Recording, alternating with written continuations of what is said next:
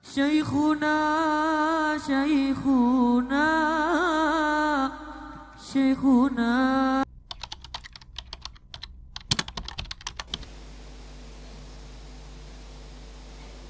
Dosa besar itu apa yang sudah masyhur mufakatnya ulama, dosa besar itu ya membunuh, mencuri, zina, liwat,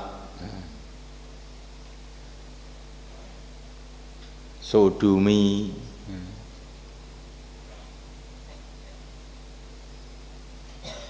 sihir, durhaka kepada kedua orang tua, masuk dosa besar ya.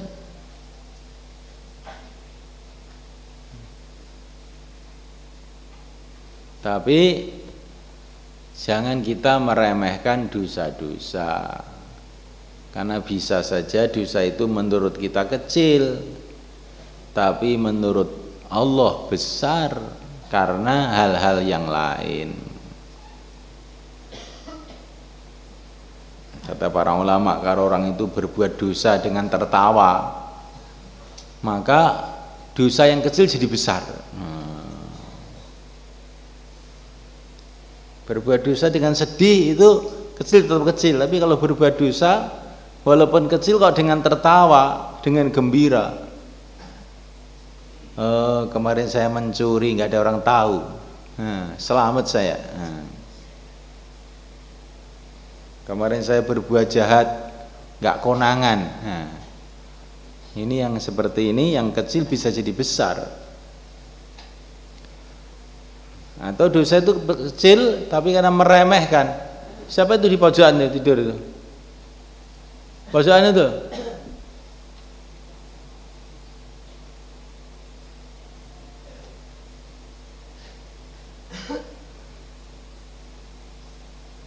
Ngaji yang betulan gitu.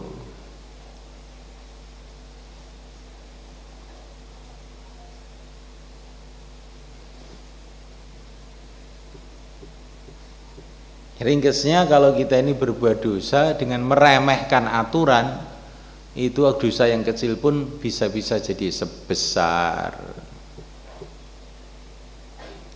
Atau kadang-kadang dosa itu kelihatannya kecil tapi akibatnya panjang,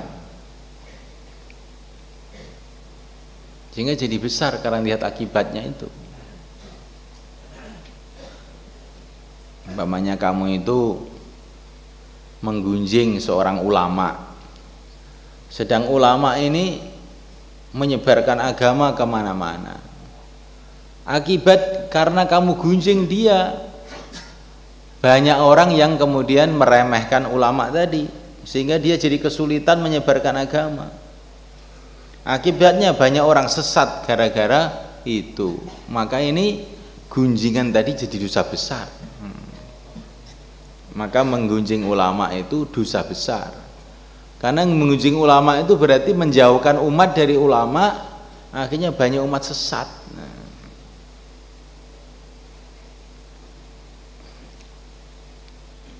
Tiada dosa-dosa kecil tapi jadi besar karena diremehkan, karena akibatnya yang panjang. Kita harus hati-hati. Dalam satu hadis ada orang mengucapkan satu kalimah, kemudian dia terjungkal ke neraka 70 tahun. Karena kalimah ini dampaknya itu panjang gitu.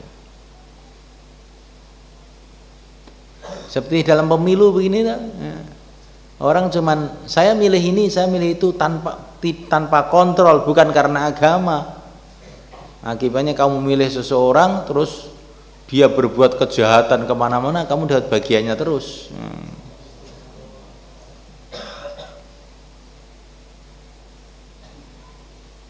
Maka dalam Quran dikatakan wa tahsabunahu hayyina wa huwa 'indallahi 'azim. Kamu kira itu kasak kusuk mengenai Sayyidah Aisyah radhiyallahu ta'ala itu, kamu kira itu perkara ringan, nggak masalah. wa huwa indallahi azim, sedangkan di sisi Allah itu besar. Karena itu mengganggu Nabi, mengganggu perjuangan Nabi. Ada orang yang kasak kusuk mengenai Ummul Mukminin Aisyah radhiyallahu taala anha, yang sekarang diteruskan oleh orang-orang Syiah itu, menjelek-jelekan Sayyidah Aisyah. Itu sudah di Quran sudah dinasihati sebelum orang Syiah lahir itu. Wa tahsabunahu hayyina wa huwa indallahi azim. Ini ayat ini diturunkan mengenai orang-orang yang kasak kusuk berkata tidak terkontrol mengenai Sayyidah Aisyah radhiyallahu taala anha. Maka kita ini harus adab kepada Nabi, adab kepada keluarga Nabi, adab kepada ilmu Nabi. Ngaji sambil sandaran, deglek itu adab apa enggak itu? Ngaji sambil ngantuk, adab dengan para ulama, adab dengan semua orang yang ada kaitan dengan Nabi. Kalau kita tidak menjaga adab, bisa-bisa nanti wa tahsabunahu hayyina wa huwa indallahi azim. Kamu kira ringan, padahal itu dosa besar di sisi Allah. Jangan kita ini sembarangan, ala dosa kecil aja untuk wudu beres. Dosa-dosa kecil aja nanti Ramadan puasa dah bersih. Orang Saudi juga bilang itu, ala dosa itu kayak apa besarnya, nanti pulang umroh bersih. Itu semuanya itu bahaya. Dosanya sudah jelas dosa, tapi penghapusnya itu apa, diterima atau tidak, kita tidak tahu ya.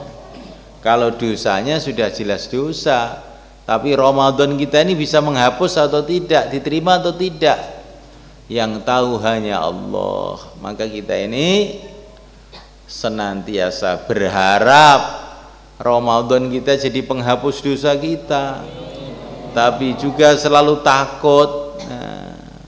Jangan ada pikiran udah bersih saya. Jangan begitu. Selagi belum masuk surga, kita ini belum ada kelayaan untuk sesenyum, itu belum ada sebetulnya. Kok bisa senyum, belum jelas mau ke surga apa tidak. Kok bisa gembira, belum tahu selamat dari neraka atau tidak.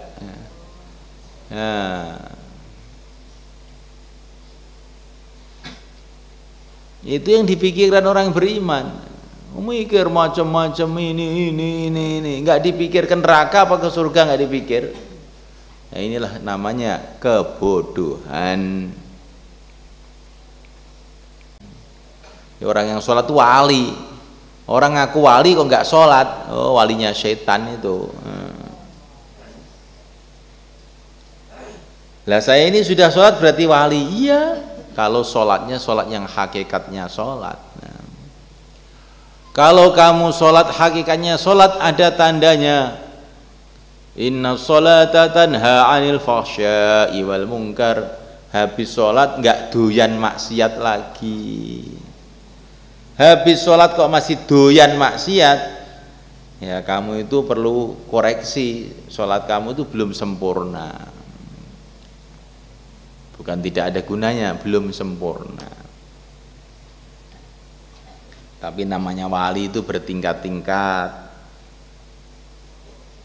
Ada wali itu wali umum. Ala inna awliya Allahi la khaufun alaihim wa lahum yahzanun alladzina amanu wa kanu yattaqun. Orang yang iman dan takwa itu wali. Ini wali secara umum. Bahkan orang yang sholat sudah wali. Tapi ini wali tingkatan-tingkatan pertama. Ada wali-wali tingkatan khusus. seperti yang diceritakan para ulama sufi. Ada wali namanya wali abdal, ini ada hadisnya ini. Ada wali namanya wali kutub, wali ini, wali ini, wali ini, wali tingkatan khusus. Seperti santri, pokoknya sudah daftar ikut SP ya namanya santri, santri umum. Nanti ada santri khusus daurah, ada santri khusus sudah akbar, ada santri khusus takhusus ranking 1, ada takhusus nilainya makbul cukup. Nah, maksudnya makbul itu gimana? Maksudnya boleh pulang gitu. Tapi ora patek paham, makbul maksudnya ngono kuwi.